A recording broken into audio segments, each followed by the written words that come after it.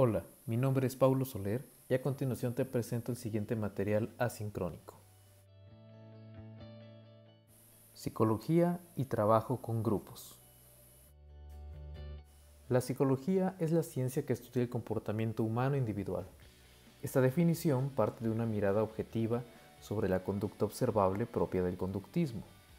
Este paradigma concibe una realidad donde los objetos de la naturaleza existen al margen de la conciencia que los conoce, es decir, la subjetividad del científico. Pensar así a los individuos implica el estudio del psiquismo bajo esta misma racionalidad, con la que se estudian todos los demás elementos de la realidad. Con el paso del tiempo, han aparecido otras concepciones que han aportado a la noción de ciencia un carácter más subjetivo.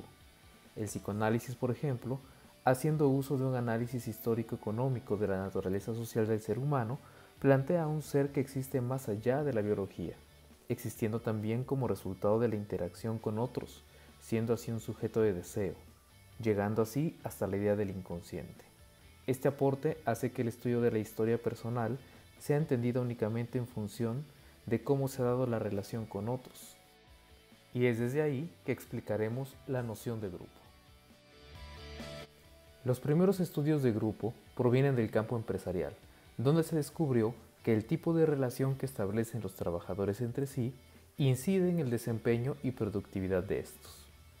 De aquí es que Kurt Lewin hable desde una filosofía estructuralista que el todo es más que la suma de sus partes, dejando de lado el mecanicismo. Este autor suponía que el grupo y el ambiente conforman un campo social dinámico. El grupo se constituye entonces por significaciones sociales y deseantes, que construyen la subjetividad colectiva e individual, de manera casi paralela en el campo del inconsciente.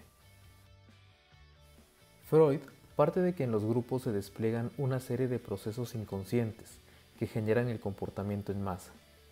El estudio de los grupos desde el psicoanálisis se ha dado de manera amplia en diferentes latitudes. En Inglaterra, se habla de la incorporación del sistema inconsciente a la interpretación del acontecer grupal. Autores importantes son Bion, Folks y Esriel. En Francia surgieron dos vertientes. Una, la de la psicosociología, que estudia el grupo en relación con las organizaciones sociales e institucionales.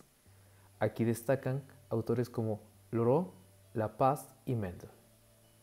Por otro lado, aparece la vertiente del psicoanálisis, que aborda la noción de grupo desde las condiciones bajo las cuales el sujeto inconsciente se inserta en lo grupal articulando lo singular con lo institucional. Aquí destacamos autores como Anciu, Bejarano y Pontalis. Por último, en Argentina, se destacó la idea de que el individuo siempre está inmerso en relaciones recíprocas con su contexto social. Autores importantes son Ginsberg, Langer y Pichon de Rivière. Castoriadis propone una nueva dimensión del ser, una dimensión del imaginario radical. Este se despliega tanto en lo social como en lo psíquico, produciendo significaciones que organizan el decir, representar y hacer humano. Propone la noción de monada psíquica para nombrar aquel estrato primario del psiquismo, planteando que el paso de la monada psíquica al sujeto se da en y por los imaginarios sociales que permiten al sujeto reconocerse a sí mismo, como tal, a partir de su relación con las instituciones y los otros, es decir, los grupos. He ahí donde el estudio del grupo es el estudio de un campo de significaciones imaginarias, que configuran la subjetividad individual y colectiva.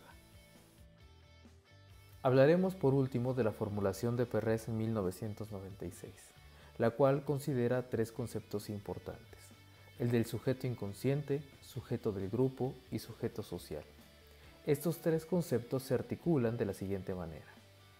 Supone que el sujeto inconsciente, que es individual, se relaciona con otros, y en ese proceso surge el sujeto del grupo, que a su vez se desenvuelve en un medio histórico, social y económico, construyendo al sujeto social, que sigue siendo individual, pero ahora además tiene una noción colectiva incluida. Reconocer esto plantea la necesidad de estudiar tanto lo grupal como lo institucional.